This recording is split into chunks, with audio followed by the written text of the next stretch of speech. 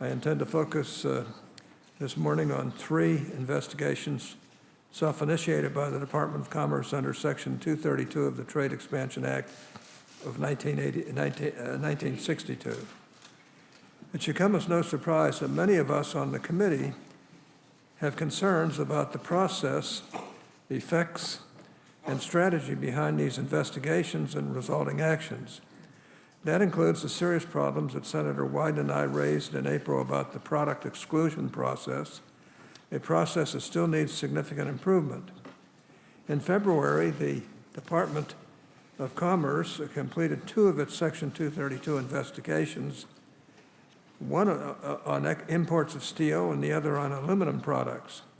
As a result of those reports, the United States is currently imposing tariffs of 25% on steel products and assessing tariffs of 10% on aluminum products. Combined, these tariffs directly affect almost $50 billion worth of goods, while also affecting many billions of dollars more in downstream goods. American manufacturers are already suffering the consequences of increased costs and decreased supply of steel and aluminum inputs. Take, for example, Bishop Steel fabrication. Bishop makes custom industrial equipment in my hometown, Salt Lake City, Utah, and sells to customers in the United States and around the globe. Bishop has been in business since 1945, but because of the Section 232 tariffs, they are worried about their future. Steel prices are going up, not just for foreign steel subject to tariffs, but also U.S. steel. As a consequence, Bush's has lost its competitive edge against foreign manufacturers, and the company tells me that contracts for future work have all but dried up. And Jack's Ornamental Iron, another Salt Lake City manufacturer, saw its steel costs jump 20% in less than 2 weeks since the steel tariffs were announced. These companies are small, Mr. Secretary, but they are important. They're important sources of jobs in our communities, and they are particularly vulnerable to the consequences of the steel and aluminum tariffs.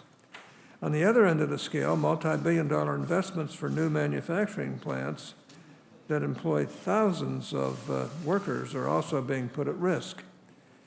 As you are aware, Mr. Secretary, the Shell Pennsylvania Chemical Project is one of the largest economic development projects in the United States. I grew up in Pittsburgh, and I know how important this development is for Western Pennsylvania. The project is expected to employ 6,000 construction workers and 600 full-time employees once the facilities are operational. Unfortunately, this project is being slowed down, and these new jobs are being delayed because essential parts are being stopped by customs as a result of the steel quotas.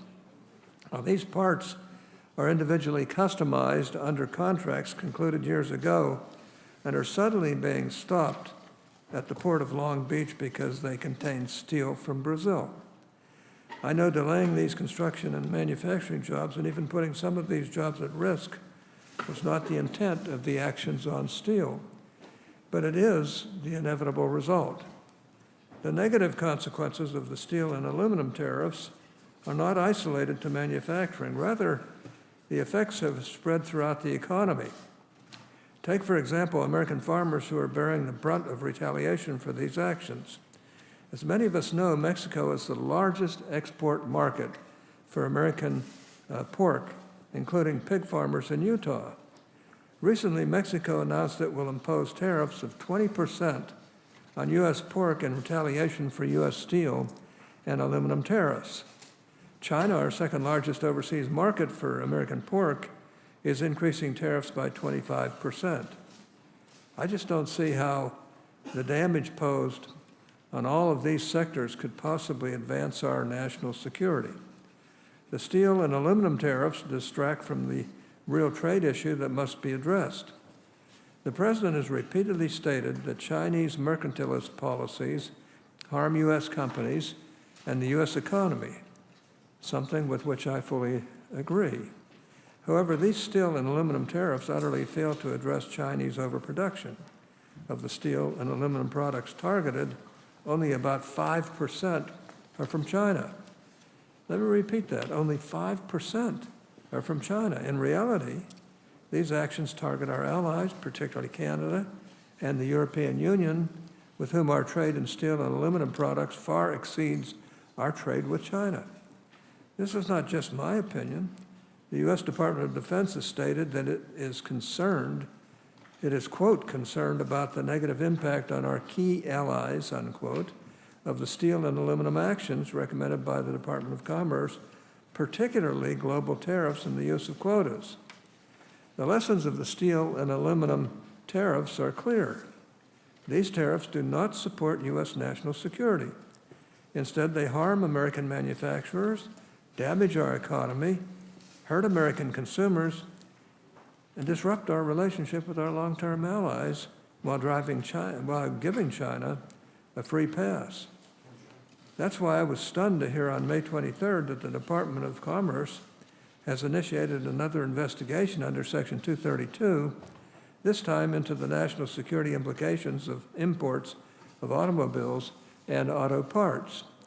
This investigation covers more than $200 billion worth of trade, 4 times larger than that under the steel and aluminum investigations combined. A car isn't a can of soup. It's not a can of soup, Mr. Secretary. For most American families, their car is the second biggest purchase they make, and many require a car to get to their jobs.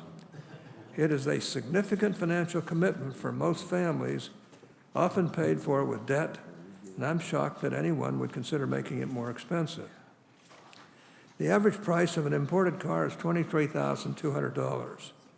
If the Department of Commerce were to recommend a 25% tariff on cars, it would be recommending raising the cost of an average imported car for an American family by $5,800. To put that in perspective, the median household income in the United States is just over $59,000. That means that roughly 10% of the median household income could be erased purely by the additional cost of a single car. That's why I call tariffs a tax on American families. And the Tax Foundation agrees. It estimates that auto tariffs could result in a $73 billion tax increase on American consumers and businesses, erasing many of the benefits of tax reform passed earlier this Congress. Not only would these tariffs cost American families, but would also put American jobs at risk. The Peterson Institute calculates that auto tariffs could cause 195,000 workers to lose their jobs. Now, that's nearly 200,000 people out of work, and that's before other countries retaliate against American auto manufacturers, which supports U.S. jobs by exporting $65 billion worth of autos per year. And once again, though supposedly pursued for national security reasons, tariffs on cars and trucks target our closest allies, namely Europe, Canada, Mexico, Japan, and South Korea, while allowing China to continue its predatory trade policies undeterred. Mr. Secretary, as you consider these tariffs, know that you are taxing American families, you are putting American jobs at risk, and you are destroying markets, both foreign and domestic, for American businesses of all types, sorts, and sizes. I hope you will consider that carefully as your department conducts its investigation into the national security threat from imported automobiles and auto parts.